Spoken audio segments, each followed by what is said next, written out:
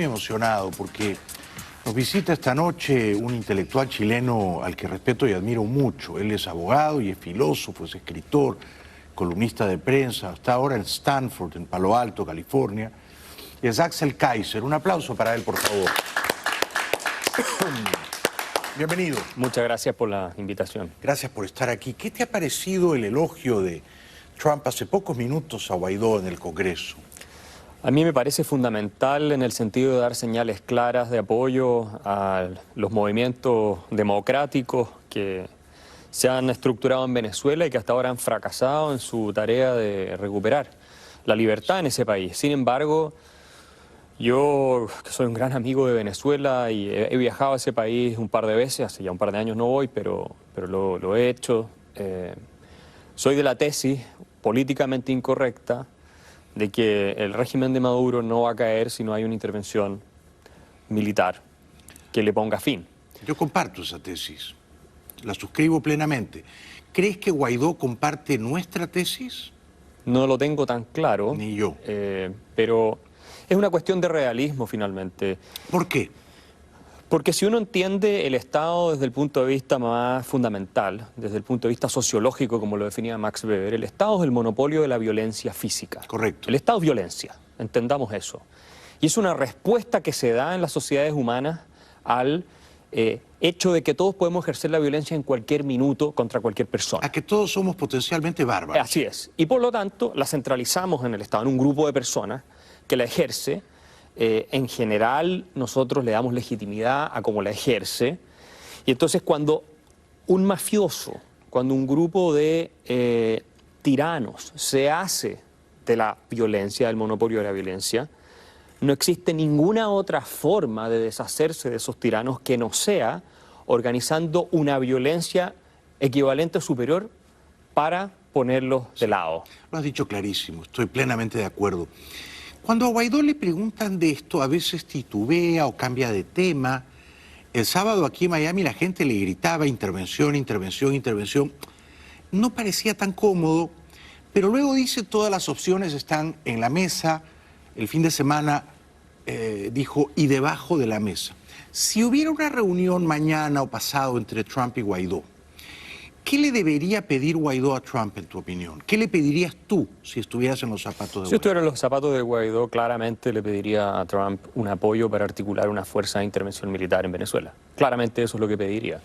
Hablemos como adultos, no como niños. Y en este mundo de corrección política en el que estamos hoy, un Churchill, gente así sería imposible, ¿cierto? Porque, digamos, con toda esta pretensión de que tú a un dictador, a un narcodictador, a un tirano, a un mafioso, a un matón, lo vas a sacar pidiéndole por favor que se vaya.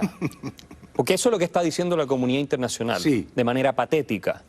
Y la Unión Europea entre ellos, y Zapatero tratando de lavarle la imagen al régimen, y así sucesivamente. O sea, eso es no hablar entre adultos. O sea, por último, digamos que no estamos dispuestos a la intervención militar, y en ese caso que aceptamos que Maduro o su sucesor, el que sea, siga ahí por 50 años más.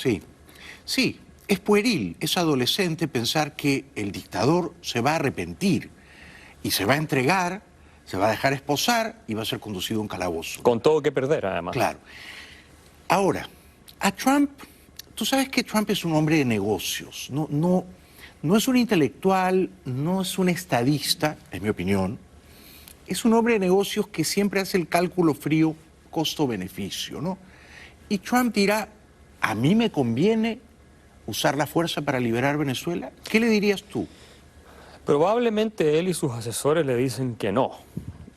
Que probablemente él piensa que no, al menos no, obviamente no en este minuto ni en su primer mandato. En un segundo Pero quizás mandato están equivocados. No, tal vez están equivocados. Es decir, yo simplemente hago el análisis de lo que intuyo que se está comentando en ese círculo. Sí. A mí me parece que Venezuela es un foco de infección terrible en manos de la narcotiranía de Maduro para toda la región, un factor desestabilizador, no solo digamos, de la parte norte, Sudamérica, Centroamérica, sino de toda la región latinoamericana. Y por lo tanto implica, tanto desde el punto de vista de la seguridad interior de Estados Unidos, con todos sus vínculos con el narcotráfico, con grupos extremistas islámicos, con China y otros que conocemos, como por la crisis migratoria que ha generado, que también ha desestabilizado y está teniendo un impacto poderoso. Finalmente está en el interés de Estados Unidos que se logre un equilibrio en el país potencialmente más rico de toda la región. Sí, aparte del interés geopolítico, ¿no? Porque tú sabes que los países no tienen amigos, tienen aliados, los estados tienen intereses. Pero luego está el tema moral, ¿no? Uno se pregunta, ¿no será un deber moral de los Estados Unidos custodiar la libertad, por lo menos aquí en América, Axel? Bueno, es una discusión que en este país lleva muchísimos años, ¿cierto? La doctrina Monroe, velar porque el patio trasero básicamente no esté infiltrado por potencias extranjeras, cosa que no se está cumpliendo en el caso de Venezuela. No, ni de Cuba. Ni de Cuba, que era una cuestión más de política exterior, pero también desde el punto de vista moral hay una discusión enorme, antigua, esta famosa idea de City upon a Hill de la que hablaba John Winthrop, uno de los primeros en llegar a este país, ¿cierto? Implicaba que el mundo los iba a seguir a Estados Unidos porque iba a ser un modelo tan luminoso que iban a querer ser como los norteamericanos. Y siempre George Washington era también muy escéptico de salir a buscar monstruos para destruir, pero hay otra visión en esto que, más allá de los intereses pragmáticos, tiene que ver con que sí Estados Unidos ha asumido un rol de referente moral en materia de derechos humanos, democracia y libertad económica en el mundo. En el mundo. En el mundo. Fíjate, los Balcanes en los 90, ¿no? Clinton se resignó pero autorizó el uso de la aviación militar y era en el corazón de Europa. Es interesante lo que tú dices, porque ese debate entre aislacionistas e intervencionistas tiene lo que tiene la historia de esta nación, ¿no? Ahora, yo no sé dónde se sitúa ideológicamente Trump, porque a veces parece un aislacionista y se retira o se repliega, ¿no? Por ejemplo, de Siria, por ejemplo, de Irak, abandona a los kurdos, pero luego da la impresión de que está perfectamente dispuesto a decir, pónganle un dron como sombrero a Soleimani y denlo de baja. A veces interviene y a veces se repliega. ¿Tú qué piensas?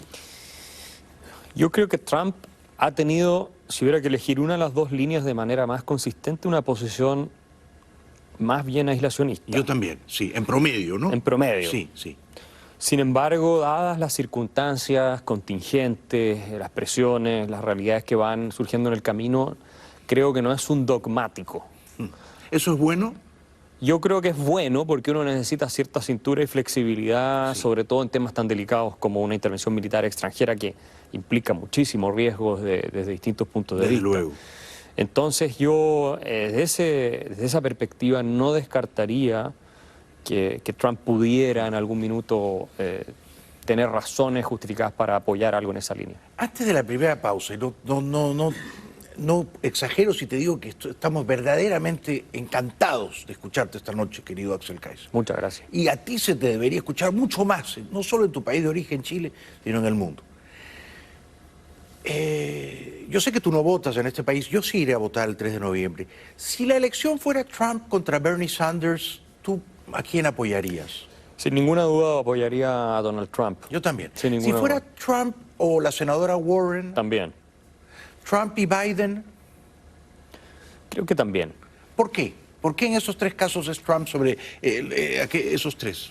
Porque a pesar de sus modos, sus formas, su retórica, a veces poco amable, poco diplomática y un tanto, digamos, bajo la dignidad del cargo de presidente de la República, hay que decirlo, Trump ha sido en ciertas áreas un presidente que ha tenido bastante éxito, por ejemplo, en el área económica, reduciendo impuestos de manera fundamental. Indudablemente. Poniendo sobre la mesa nuevamente la agenda reaganiana. Es un capitalista. Que es un pro mercado, y el mercado es un componente esencial de la libertad. Sin mercado no existe libertad. Como solía decir Friedman, no existe ninguna sociedad en la historia que haya eliminado la libertad de mercado sin destruir la democracia, sin destruirlo todo. Yo creo que eso hay que reconocérselo. Por otro lado,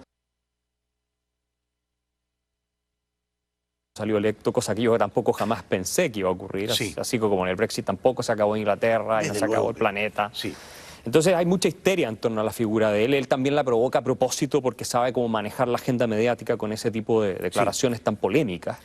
Pero creo que es más en ese sentido un presidente confiable, al menos desde el punto de vista de los hechos, más de lo que dice, que lo que podría ser un Sanders y una Elizabeth Warren, que claramente sabemos a dónde van. Tampoco es como que no sean predecibles, pero sabemos a dónde van. Sabemos que son, digamos, casi instintivamente anticapitalistas y antimercado, ¿no? Quieren más Estado, más regulaciones, más impuestos, persecución a los ricos. Yo no quiero eso en este país. No, y por supuesto uno podría decir, tal vez a mí me habría gustado que Rand Paul fuera presidente de la República. Bueno. Por supuesto, o sea, Trump no era mi primera opción tampoco, pero hay que decir en todo caso que la política al final es el mal menor. Es así, es así. Sí. Lamentablemente es así, pero es la realidad en la que vivimos y creo que dentro de todo Trump ha tenido aciertos que hay que reconocerle. Sí. Por mucho que disguste a veces su forma y cosas que él dice, incluso hace. Tenemos que ir a la publicidad. Celebro tu aproximación crítica a Trump, dejando de lado el tema de las formas que son a veces, bueno, sí, prepotentes o autoritarias, ¿no? Pero juzgando la gestión. Regresamos con Axel Kaiser. Axel tiene varios libros de gran éxito, ¿eh? El engaño populista, La tiranía de la igualdad. ¿Están en Amazon? Están en Amazon, efectivamente. Regresamos con Axel Kaiser después de la pausa. Un aplauso para él, por favor. Bueno, estoy encantado porque nos visita esta noche Axel Kaiser, que es un brillantísimo y muy valeroso intelectual chileno. ¿Te definirías como liberal, un intelectual liberal o libertario? Sí, yo diría que liberal clásico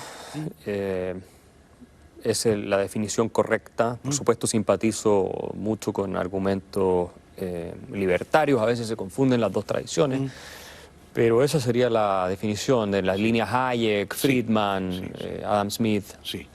Y si te dicen neoliberal, tú has visto que la izquierda, los comunistas, los socialistas, los chavistas, dicen eso como si fuera un escupitajo, ¿no? Neoliberal, ¿tú qué dirías? Mira, yo rechazo esa etiqueta. El concepto de neoliberalismo fue acuñado por un sociólogo, economista, intelectual alemán, Alexander Rustov, en la década de los 30. Y Rustov venía del socialismo marxista. Y él dijo, voy a desarrollar una teoría o tendríamos que desarrollar algo que no sea ni el liberalismo extremo de Adam Smith, así lo veía él como un liberalismo extremo, ni el socialismo marxista.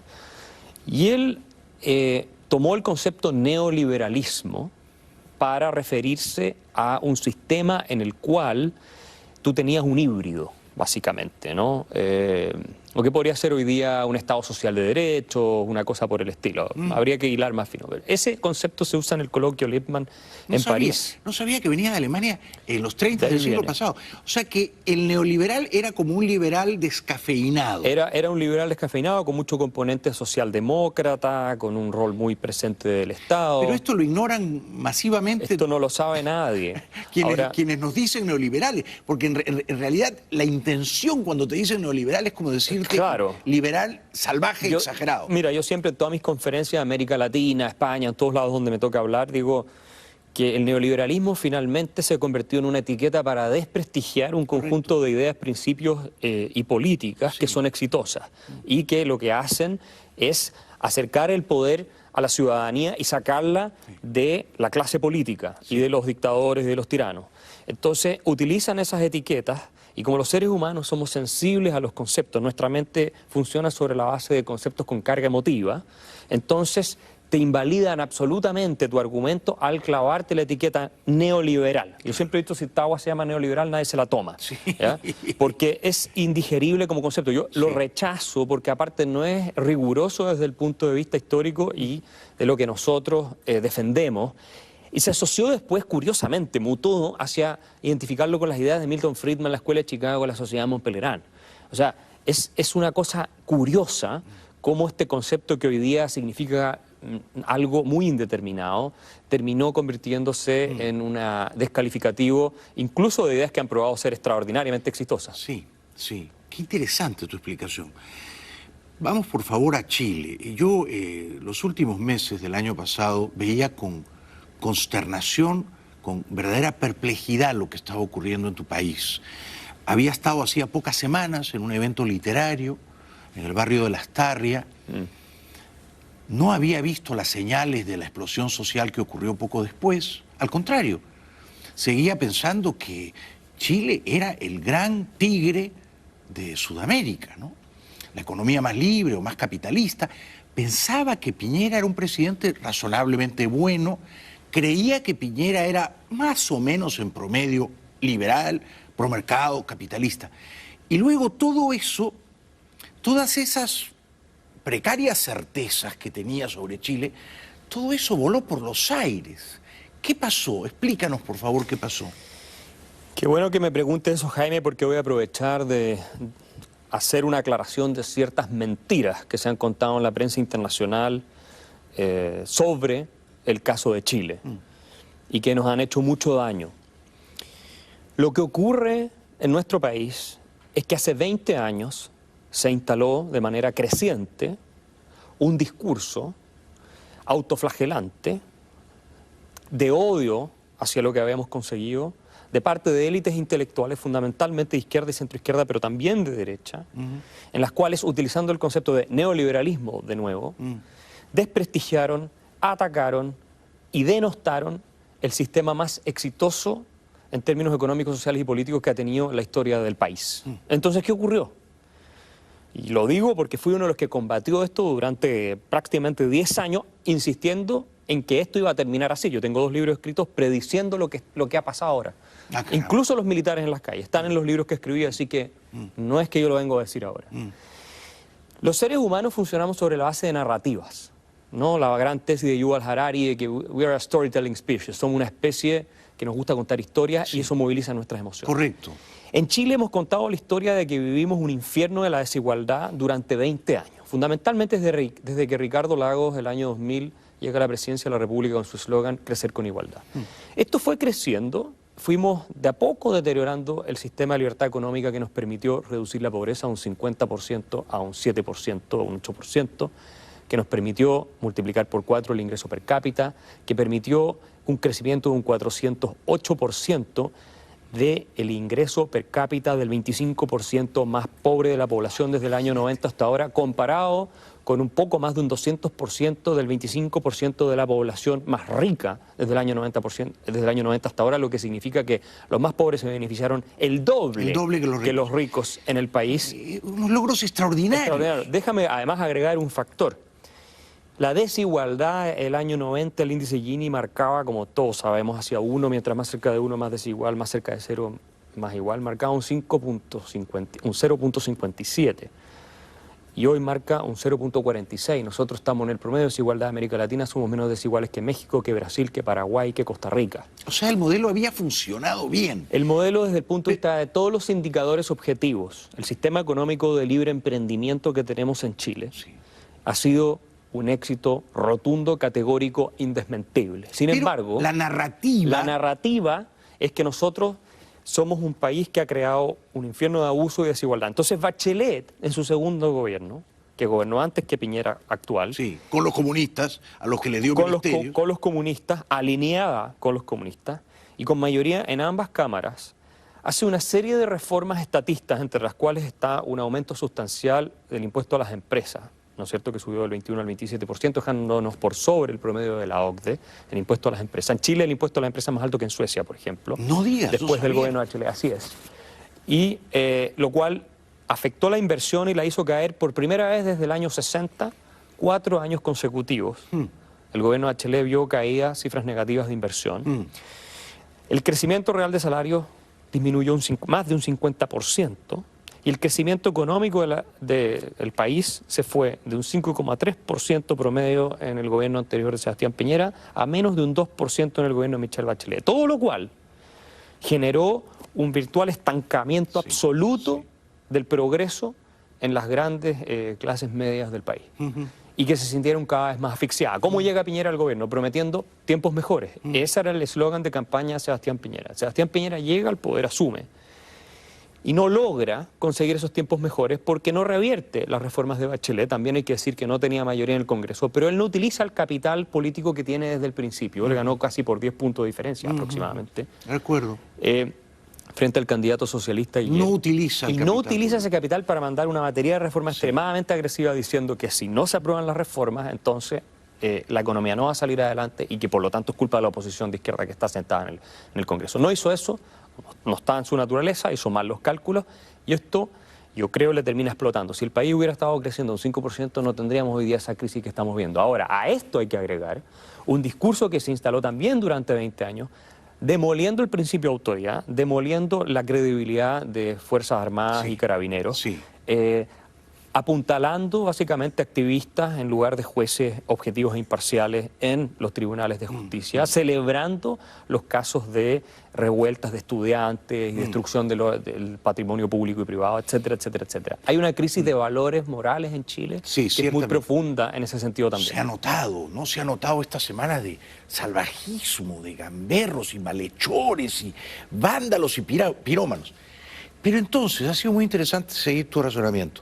La bomba le estalla a Piñera, pero no la activa Piñera, la activa Bachelet e incluso antes la élite de izquierda que vende esta narrativa falsa de que el modelo económico genera más y más desigualdad. Y los jóvenes se compran esa narrativa falsa, ¿verdad? Se la compran y también el mismo Sebastián Piñera en su primer gobierno habló en un famoso discurso de que el verdadero y gran problema de Chile era la desigualdad. O sea que la parte de la narrativa la compró él y su grupo. También. También.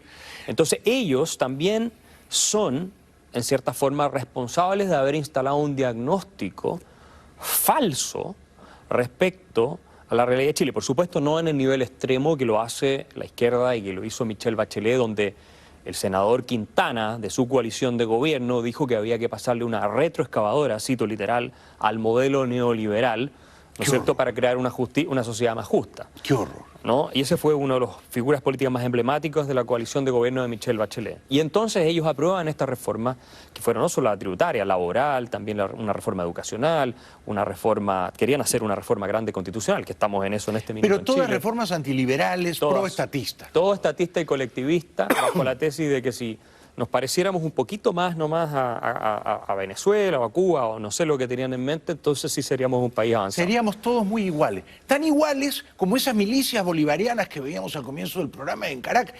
Es decir, la desigualdad es intrínseca a la condición humana. La desigualdad no es mala. La desigualdad tiene que estar regida por los méritos, por las aptitudes, por los talentos, ¿no? Ha sido mi gran pelea en Chile y en otras partes, sobre todo con los asesores de Bachelet, con quienes me enfrenté en muchos debates. Él plantea la tesis de que la desigualdad no es injusta por definición, ¿no es cierto? Si una persona trabaja mucho más, se esfuerza más o tiene mayores capacidades porque simplemente es un Messi, tiene un talento para el fútbol que no tiene otro, no es injusto que le vaya muy bien. Es muy justa la desigualdad. De hecho, en ese caso es muy justa la desigualdad. Claro. Y el que es un haragán, el que no trabaja, el que no... O simplemente tiene menos suerte. Bueno, o tiene la suerte tampoco es un problema de justicia. Si yo compro un boleto de lotería y me hago multimillonario acá en Estados Unidos, no es injusto que me haya hecho rico. La suerte no es un problema de justicia. La lotería también es desigual. Claro. La lotería es muy desigual, entonces deberíamos expropiar a todos los que se ganan la lotería.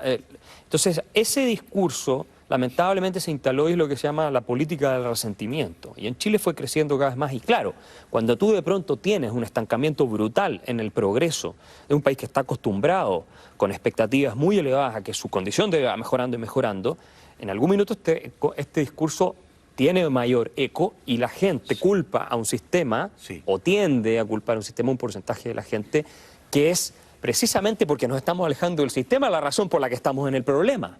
Entonces, en Chile nadie puede decir, fíjate que el gasto público chileno son más de 70.000 millones de dólares al año, es más que el Producto Interno Bruto de Uruguay.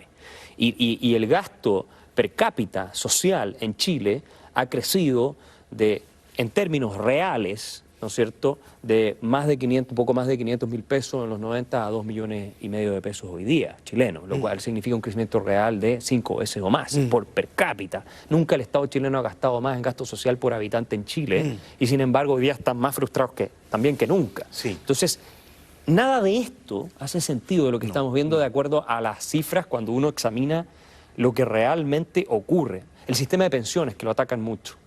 El ranking famoso, ¿cierto?, que se hace en Australia por Melbourne Mercer, nos ubica entre los 10 mejores sistemas de pensiones del planeta. Pero los demagogos, charlatanes y mentirosos le aseguran a la gente que van a tener pensiones multimillonarias si solamente lo estatizamos, volvemos a un sistema de reparto. A pesar de que el 70% de los fondos disponibles para los jubilados en Chile ha sido creado por la rentabilidad del sistema y no por las contribuciones de los mismos jubilados al sistema. Imagínate lo exitoso que ha sido el sistema de pensiones en Chile. Ahora, claro, no tenemos para pagar pensiones como Alemania, porque somos un país de una productividad por hora que apenas pasa los $25 y estamos en la mitad del promedio de la OCDE, que son más de $50. Claro. Entonces, no somos un país rico. Claro. No podemos esperar tener gasto social del nivel de Francia, del nivel de Alemania, ni mucho menos calidad de vida parecida a estos países que son tan enormemente productivos. No puedes cobrar lo que cobra Messi si juegas como juega Arturo Vidal. Sin perjuicio de Arturo Vidal. Bueno, no lo veo mal tampoco, Arturo Vidal, hay que decirlo. Regresamos después de la pausa con Axel Kaiser. Te voy a preguntar si Piñera ha fracasado. Te voy a preguntar si una nueva constitución va a resolver este problema. Regresamos con Axel. Un aplauso para él, por favor.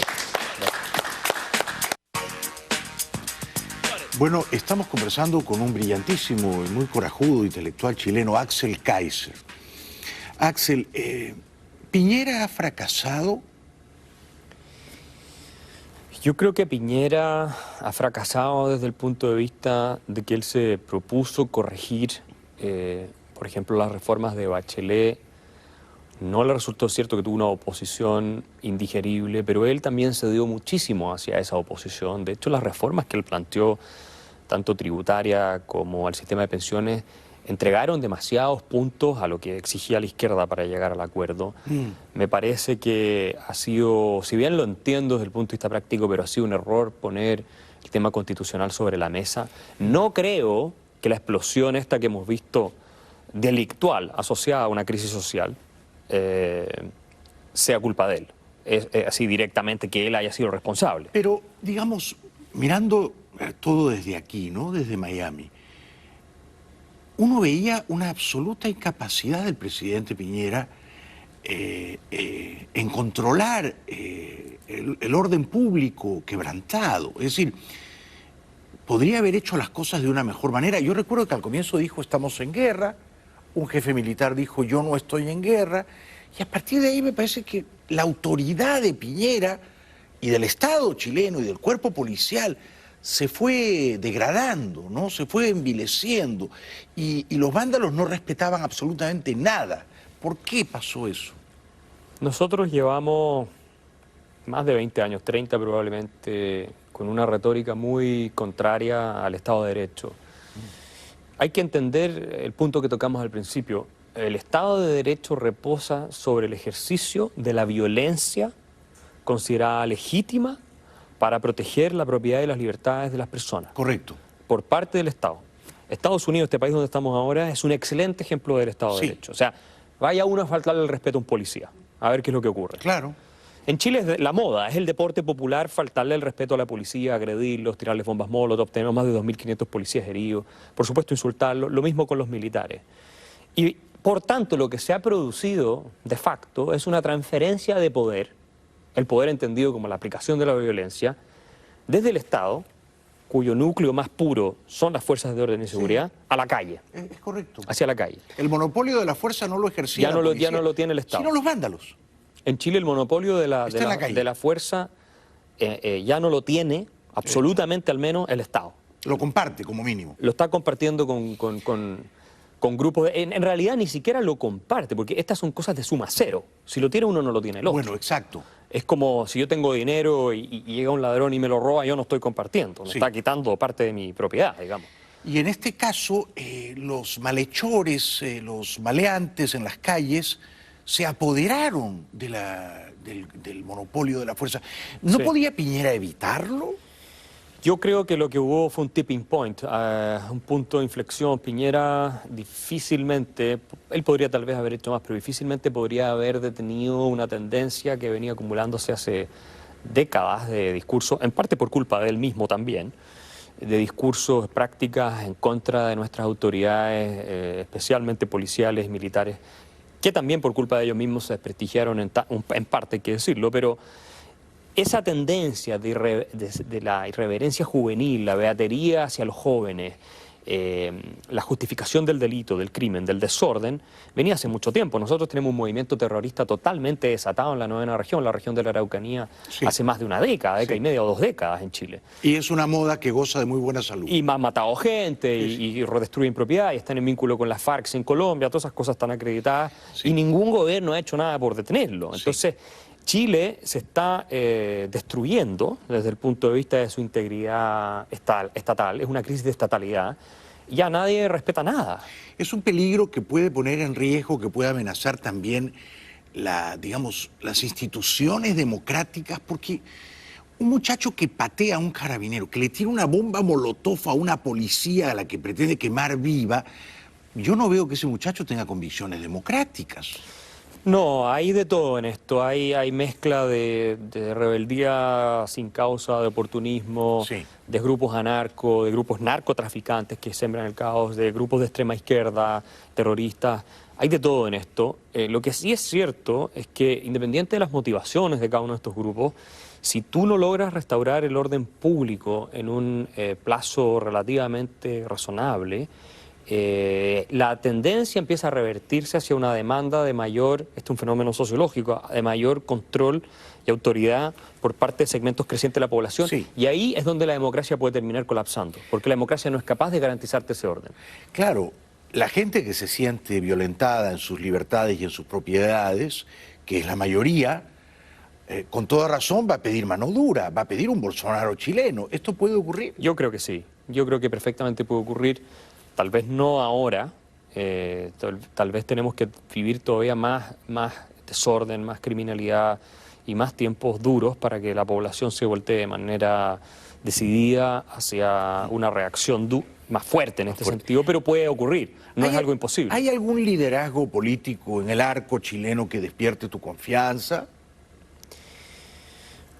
No, hoy en día no hay ningún líder, yo creo, con capacidades de procesar un fenómeno de esta naturaleza. El más duro en esta línea es José Antonio Kast, Sí. Del orden público y eso, pero yo no lo veo con el suficiente arrastre, respaldo y potencia, en este minuto al menos, como para instalarse en una próxima elección y tener además el respaldo para realizar los cambios y apretar. Y lo que hay que Joaquín apretar. Lavín, que ha sido candidato presidencial, que ha sido alcalde. Sí, y que es probablemente el próximo presidente.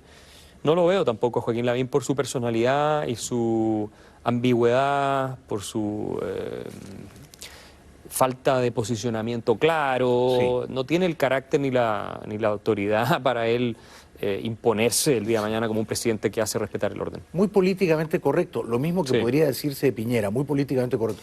¿Y tú, Axel? ¿Tú no vas a entrar en política? ¿No te gustaría bajar al ruedo? ¿Lo harías bien? Me han preguntado muchas veces si voy a entrar en política, pero la verdad es que yo creo que por ahora mi mejor posición es la de un intelectual que influye en la discusión pública, no solo en Chile, sino también en otras partes y desde otras partes, muy preocupado por lo que está pasando en nuestro país. Sin embargo, yo temo que hay un cauce natural que este fenómeno que se está viendo en Chile va a tener que seguir antes de que los liderazgos que son necesarios para volver al orden puedan emerger. Y por tanto no está en mi interés, a pesar de que me han ofrecido y me han preguntado dedicarme a la política. Comprendo, y te apoyo. ¿Qué edad tienes tú? Eres muy joven, además. 30, no. 38.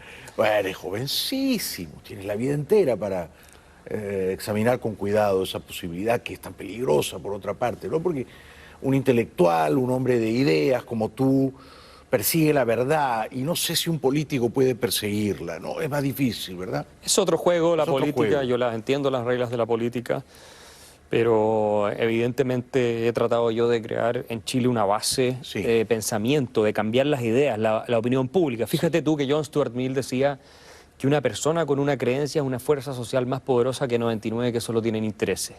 Y eso es así. El problema que ha habido en Chile es que quienes creen en la libertad, en el mercado, en eso, fundamentalmente lo ven desde el punto de vista de sus intereses más desde la convicción filosófica por una cuestión moral y justa respecto a la libertad del individuo. Y eso es lo que hemos intentado cambiar con la Fundación para el Progreso, el equipo que trabajamos ahí, el movimiento liberal que hemos creado en pocos años y que llegamos tarde lamentablemente, pero yo tengo esperanza de que siga creciendo ese movimiento liberal y que en un tiempo más, porque esto hay que verlo con largo plazo, ¿cierto? Con perspectiva de largo plazo, tengamos los frutos, podamos cosecharlos y bueno, logremos cambiar el destino del país.